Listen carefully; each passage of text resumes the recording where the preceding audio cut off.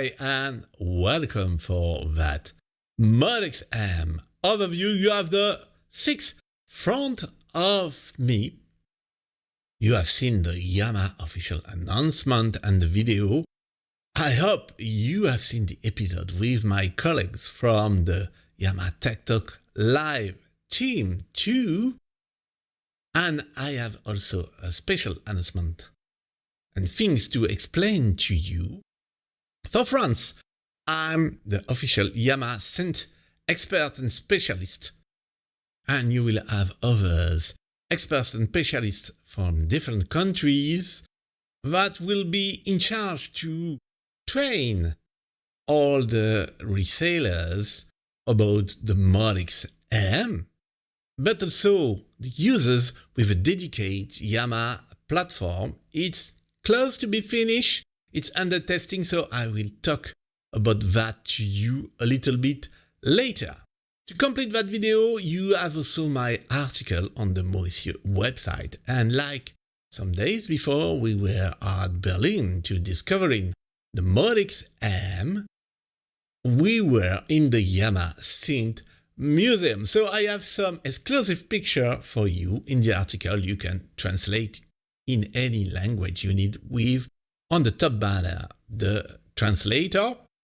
So do not miss that. And just before to start, I remind to you, if you like the video content, please click on like and click on the boost to bring up this video in the YouTube advices. To start this overview video, I've chosen to talk to you about the keyboards. Before you can hear the sound, you have to play the notes. MODX M6 and 7 have a brand new semi-weighted FSB keyboard. They have a better bounce than the previous generation MODX and MODX Plus. They're significantly less noisy too. I appreciate the feel, quite similar to my Keylab keyboard, which I use regularly. For MODX M8, it's still using the GHS keyboard, but it has been significantly improved in terms of noise reduction. There is no aftertouch on the MODX M keyboards, whether it's the 6, 7, or 8. But of course, the 3 iconic Yamaha audio engines that you'll find take aftertouch data into account. If you connect a keyboard that has aftertouch, it will work with your MODX M as channel aftertouch. Let's talk about synthesis engines. There are AWM2 and FMX, as on the MODX and MODX Plus, with the addition of AN-X engine. For AWM2, you have 128-note polyphony, whether for presets or user waveforms. It's not like on the Montage M, which I'll also compare a little. There is no dedicated DSP on the MODX M for user waveforms. You'll be sharing that 128-note polyphony for all the AWM2 engine.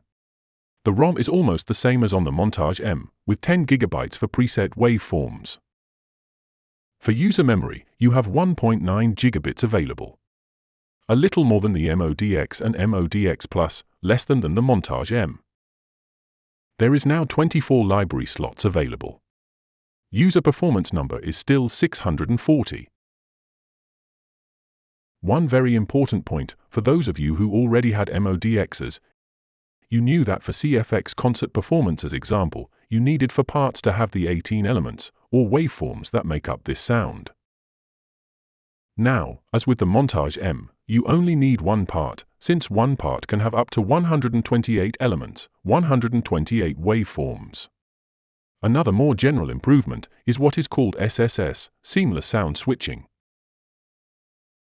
This is performance switching without any sound cutting. On previous versions, beyond for parts 1, 2, 3, 4, if you added one part from 5 to 16, you no longer had this performance transition without sound cutting. On the MODX M, you can go up to 6 parts. That's a double improvement for the MODX M, since before, as example, the CFX concert already used for parts, so you were already at the maximum number. Now, you only have one part, and you can add 5 more parts behind it, keeping the SSS, a great MODX M improvement. It will work on any of the 3 synthesis. You can use the 3 synthesis up to 16 parts, but as reminder, parts 1 to 8 can be played under keyboard control, directly from the MODX M keyboard. Parts 9 to 16 are for use with your sequencer software or a master keyboard connected. We retrieve the FM-X with 128 notes of mono polyphony. Remember that FM is mono. Of course, the MODX M has the same screen than on Montage M, called FM Settings or FM Colors, which allows you to edit Essentials FM parameters in an easy way. There is also the FM-X Smart Morph, slower than on the Montage M to perform the calculation, close to 6 seconds.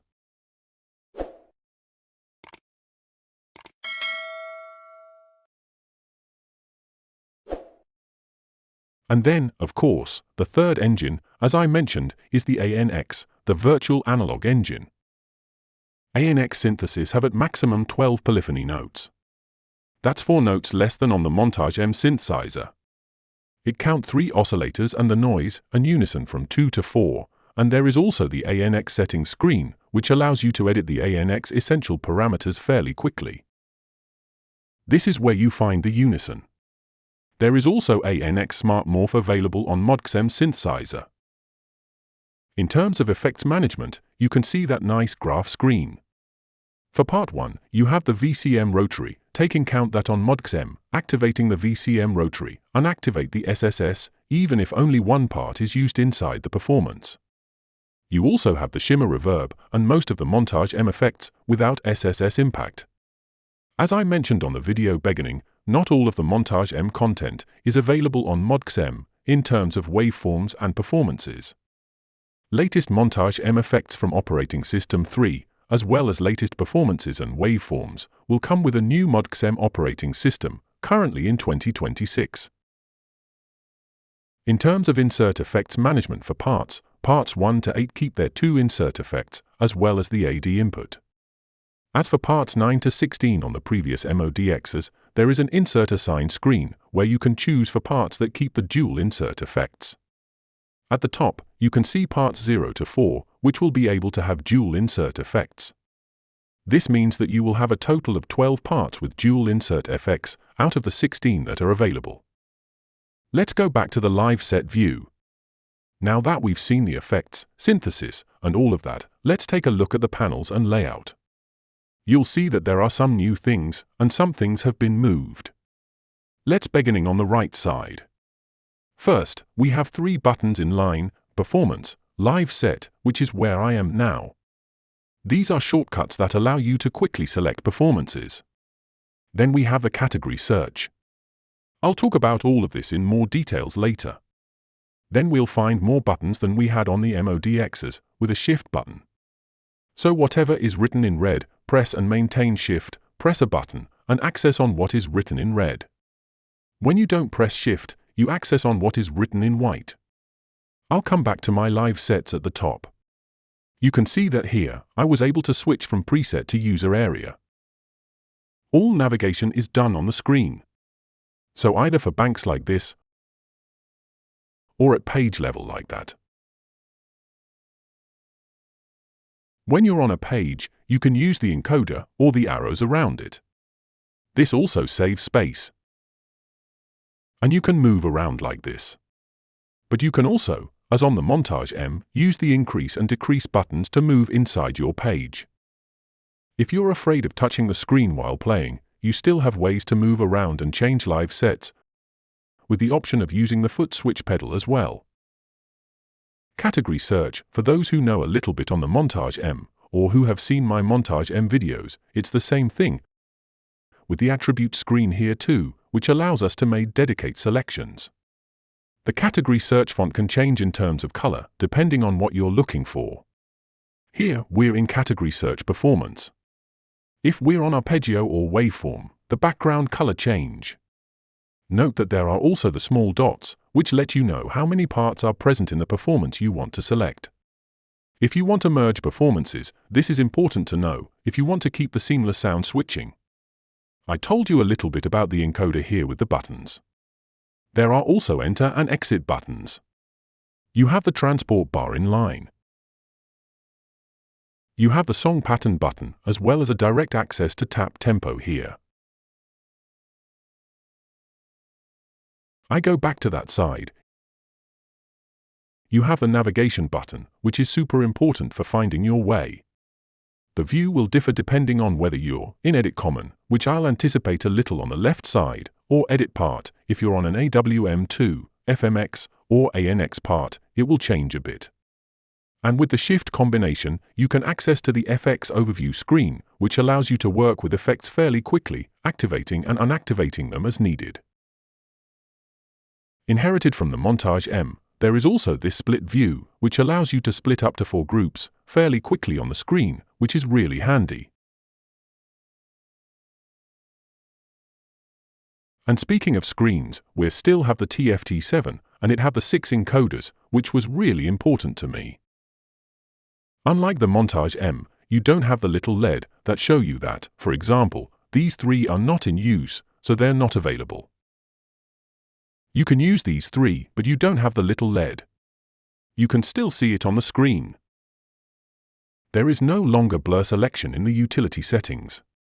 There's no need for it. We had blur setting on previous MODXs that allow to make nice transitions between pages, but slowed down the screen change. On the MODX M, screen changes are much faster, so no need to have this blur setting.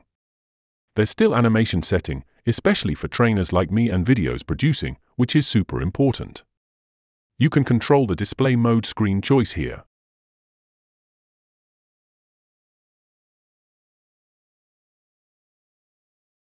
And all the view mode too. We will see the last view mode later. Another new feature inherited from Montage M that we didn't have on MODX and MODX Plus is the common performance view for the filter and amplitude envelope generator. I'll come back to my screen here and I'll show you this last view mode. There's no physical ribbon on the MODX M, but you have the virtual ribbon that works on the screen, which allows you to have continuous adjustments as we can do on any ribbon. I'll show you some small overlays. We can have ribbon zones into 3 positions. As example for the organs, it will be useful for the rotary to do the stop, slow, and fast. Or you can choose to have 5 positions to have the progressions you want in terms of values at our fingertips. Another improvement is also at the super knob level, where we find the 3 positions also available on the Montage M, with a mid that can be activated or not activated at your hand. Then, as you saw on the left side, we immediately see things and, hey, what happened? I have something popping up. There's no subscreen on the MODX M, but you have these screens overlay. Press Exit to remove it. You have for rotary knobs here. If you're here on the tone selection, you'll have this screen overlay, and you'll be able to work on it either at the common level or at the part level here, depending on what you're doing, of what we call on the Montage M, the quick edits. It's quite ingenious for the Yamaha team to have integrated these overlays, which will allow you to work quite quickly with these rotary knobs.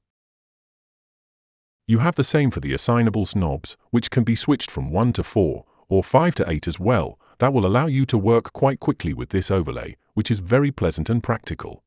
And then just below, as you've seen, this is the great new feature on the MODX M. You have 8 faders. With 8 parts under keyboard control, it's really important to have 8 faders available. And you have the 8-part selection buttons. No need to select parts from 1 to 4, 5 to 8 too. It's the same for scene memories. The scene buttons have been moved, they're there and you have 8 selection buttons. You no longer need to make changes from 1 to 4, or 5 to 8. On MODX M release, Note Limit and Note Shift are not in scene memory screen, they will come with the next operating system. To compare with the Montage M, you have fewer buttons available. You can select parts, mute them, change the octave up or down, and transpose. Remember, it's like to have a moving keyboard, it always moves the split points. And then you can make your elements, operators, oscillators selections. As you can see, on MODX M, we keep the same Montage M color code for faders, in red for audio. You no longer have the rotary knob for the USB main volume. Here you have the AD volume control. As a reminder, this is the output volume, the input gain is over there, and you also have the digital in and USB main volume, and you can switch from parts 9 to 16 if necessary. Since I was talking about AD input, the AD input is here, next to the master volume knob with its dedicated input gain control, without the little LED that is only present on the Montage M synthesizer. You can adjust your gain here for a microphone or a line input. New features, just below, you have the Portamento switch on-off with time knob, inherited from the Montage M synthesizer. And you have the keyboard hold button. Just play a note or a chord, and it will lock it. Very handy, you trigger an arpeggio for example. And you can use the quick edit to edit your sound fairly quickly while it loops, without having to keep a note or chord pressed down. Below that, of course, there is the pitch bend and modulation wheel. Assign 1, assign 2, op on off, motion sequence on off, and the trigger buttons are here. When you want to assign a setting under control, you have the control assign button. Like on the Montage M, you have 2 shift buttons to avoid having to reach too far like this. With Shift plus Control Assign, you can activate the control view and see what is under the super knob control as example. There you go, it's super fast to done. That's good, I have a performance with several parts that we call a multiparts performance. About MIDI management, it's like on the Montage M synthesizer. All the parts that are under keyboard control respond to the same MIDI channel that you chose in utility. The parts that are not under keyboard control can be set on a different MIDI channel. Double tapping on part button allows you to switch to external to control external sounds just like this. In terms of audio output, MODX M don't have a pure analog circuitry sound card. There's USB to host over there. And next to it, you have a USB to device port. You can also connect a keyboard to use it as a MIDI controller. If you do that, I recommend to use a powered hub, so you can also connect your USB stick. USB to host will allow to have 5 stereo USB buses, just like on the previous version. The main LR is always stereo. You can set buses combinations 1 to 8 in mono, if you want at 44,100 Hz, or have for others USB stereo out, or a mix of mono and stereo. You also be able to switch to 96 kHz frequency. In this case, you will only have 1 stereo USB bus with very high audio quality. There is also MIDI 2 in the MODX M synthesizer. You can see on the screen that you have legacy mode if you want to stay in MIDI 1 mode. However, there is currently no generic or vendor mode on this OS. And I don't know if there will be in the future. Please note that I connected my MODX M to my computer and it was immediately recognized. There may be a driver update, but I don't have that information at this time. There is no assignable physical audio output on the MODX M, nor is there an assignable USB output. This is reserved for the Montage M synthesizer. I'll add the picture on the screen. It's the PA300C as external power supply. It's flat, which is better. Sometimes on stage, when tidying up, if someone steps on it, he could damage the older MODX as power supply. Now you have a flat power supply, also easier to place on the floor.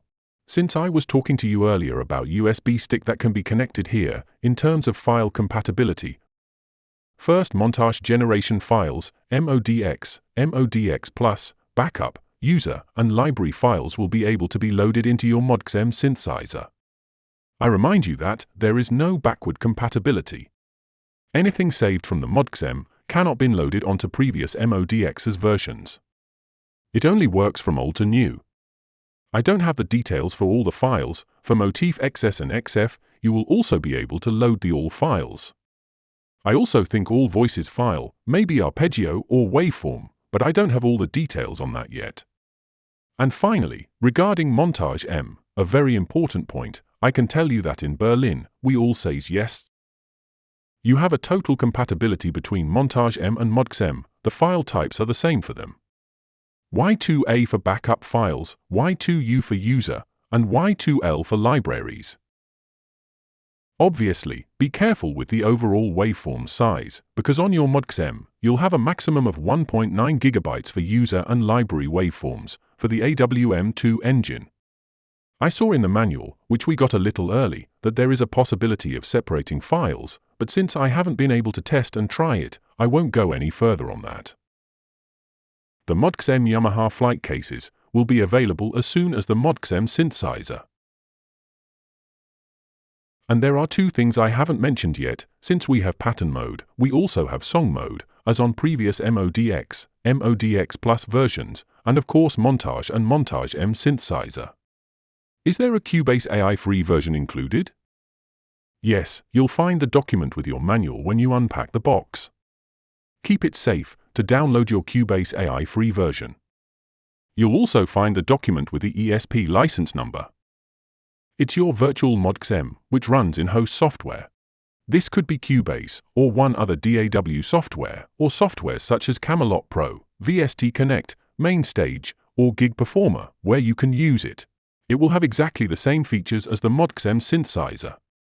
As example, for the AN-X, it's 12 notes of polyphony.